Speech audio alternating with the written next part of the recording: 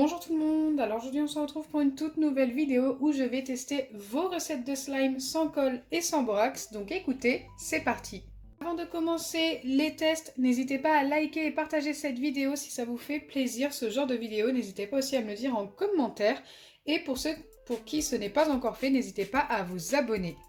Donc pour la première recette, j'ai besoin de gel douche, donc je n'ai pas de marque indiquée, moi j'ai décidé de prendre du DOP, de sel fin, et de la solution pour les lentilles. Je dois commencer par mettre mon gel douche dans mon récipient. Je n'ai pas de dose indiquée, je vais y aller au feeling.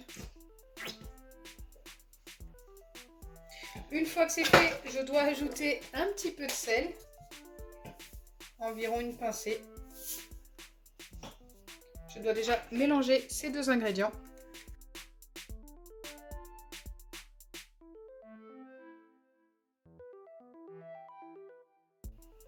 Donc là pour l'instant ça me paraît encore très liquide.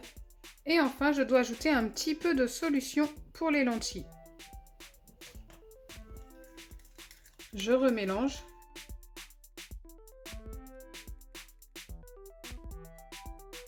Donc encore une fois ça me paraît encore très liquide. Mais bon, je suis la recette. Et ensuite je dois laisser poser 1 heure au réfrigérateur. C'est peut-être à ce moment-là que ça va devenir notre slime. Hop. Donc pour l'instant, je vais la laisser poser dans son récipient pendant 1 heure et nous allons tester les deux autres recettes. Pour la deuxième recette, j'ai besoin de maïzena, de shampoing pour bébé. Alors c'était bien indiqué shampoing pour bébé, mais je pense que ça peut fonctionner avec du shampoing normal, du colorant, ça c'est facultatif, et un petit peu d'huile. Donc moi j'ai pris de l'huile de tournesol que j'ai déjà mis dans mon récipient. Dans un premier temps, je dois mélanger tout ce qui est liquide. Donc je dois commencer par le shampoing. Il m'en faut 2 cuillères.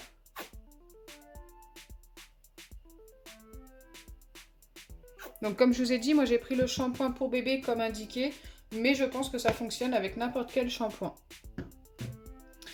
Ensuite, je dois ajouter une demi-cuillère d'huile. Et enfin, je dois ajouter du colorant. Waouh, il a coulé super vite. Du coup, il y en a un petit peu beaucoup. Oh là là, j'en ai mis partout. Je mélange déjà tous ces ingrédients.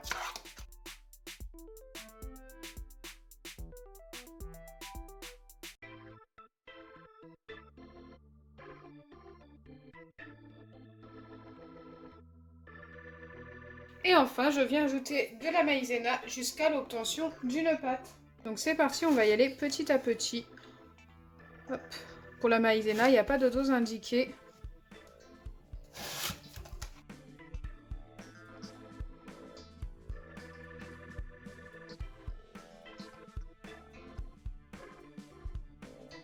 Donc vous êtes très nombreux à me demander quand je teste des recettes avec de la maïzena si ça fonctionne pareil avec de la farine. Et bien la plupart du temps ça ne fonctionne pas exactement pareil. La farine va vous donner quelque chose de plus compact et de moins étirable.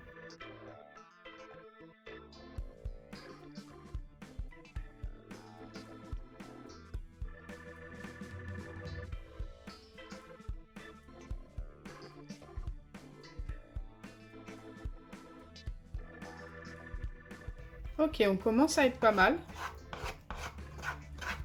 On commence à obtenir une pâte assez épaisse et qui a l'air de s'étirer. Il faut encore ajouter un petit peu de maïzena, mais là on va y aller plus doucement quand même. Mettre des plus petites doses.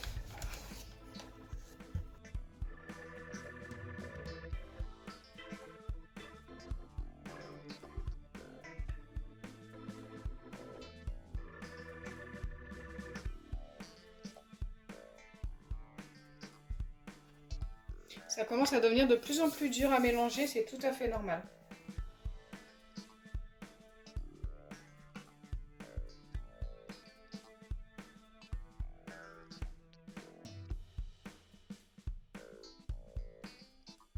Donc là, ça fait un petit moment que je mélange et que j'ajoute un petit peu de maïzena à chaque fois. Je commence à obtenir une pâte plus compacte. Je vais pouvoir venir la travailler à la main, je pense, en mettant un petit peu de maïzena sur mes doigts pour pas que ça me colle aux doigts. J'espère que j'ai pas mis trop de maïzena. On verra. S'il y a trop de maïzena, il suffira de rajouter un petit peu de shampoing, tout simplement. C'est ce qu'il y a de bien avec ces genres de recettes, c'est que ça peut se corriger. Elle a l'air de fonctionner. On va essayer de travailler ça comme il faut.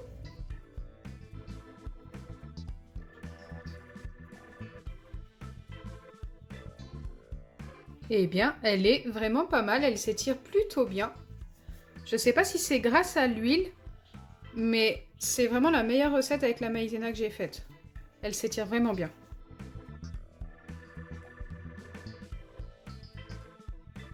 J'aime beaucoup. J'aime énormément le résultat. Franchement, sur 10, je lui donne un 9 direct. Ça nous donne un beau butter slime qui s'étire trop bien. Si vous n'obtenez pas exactement la même chose, si vraiment c'est trop compact, ajoutez un petit peu de shampoing ou un tout petit peu d'huile et vous verrez que ça changera sa texture.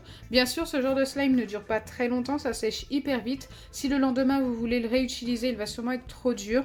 Remettez un petit peu de shampoing et ça refonctionnera.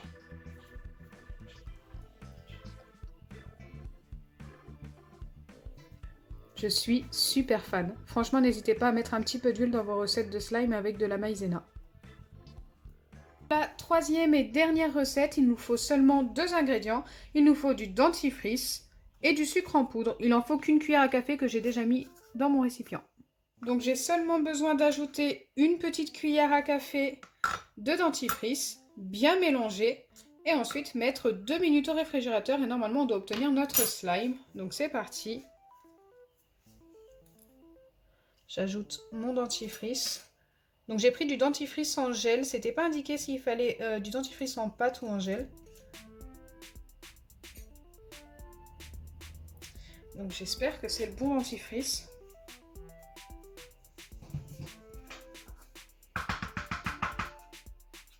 Allez, on doit bien mélanger les 2 ingrédients.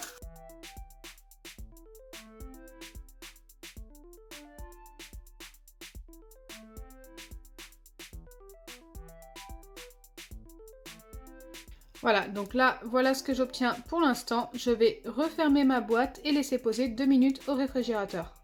Donc me revoilà après les 2 minutes indiquées. Allez, c'est parti, on va vérifier. Ça me paraît court 2 minutes quand même. Ouais, la recette est encore beaucoup trop liquide, mais franchement, elle a quand même une sacrée épaisseur et en plus, elle s'étire. Donc, j'ai très envie de la laisser 1 heure comme pour l'autre qu'on a fait au début, la toute première. Comme ça, eh bien écoutez, on vérifiera les deux ensemble juste après. Donc me revoilà après une bonne heure et nous allons pouvoir vérifier les recettes. Donc on va commencer celle avec le dentifrice.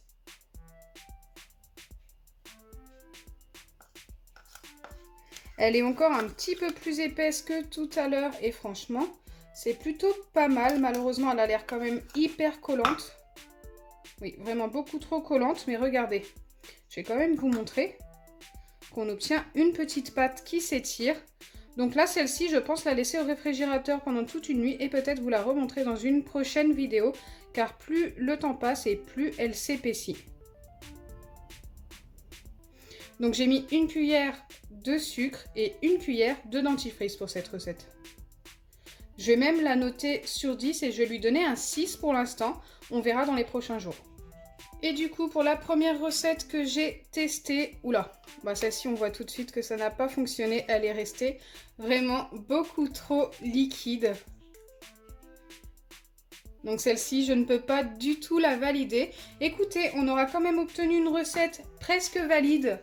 Donc avec le dentifrice, je vais vraiment la laisser poser au réfrigérateur pendant au moins 24 heures. Je verrai dans une des prochaines vidéos. Si je vous la montre, c'est que ça a fonctionné. Si je vous la montre pas, c'est que ça n'a pas fonctionné. Donc là, je referme le récipient pour celle-ci. Et bien sûr, la recette qui a très bien fonctionné aujourd'hui, c'est celle avec la maïzena. Elle est juste top. C'est vraiment la meilleure recette que j'ai effectuée avec de la maïzena. Donc j'espère sincèrement que ma vidéo vous aura plu. Si c'est le cas, n'oubliez pas les pouces bleus, partagez et abonnez-vous. Bisous les amis!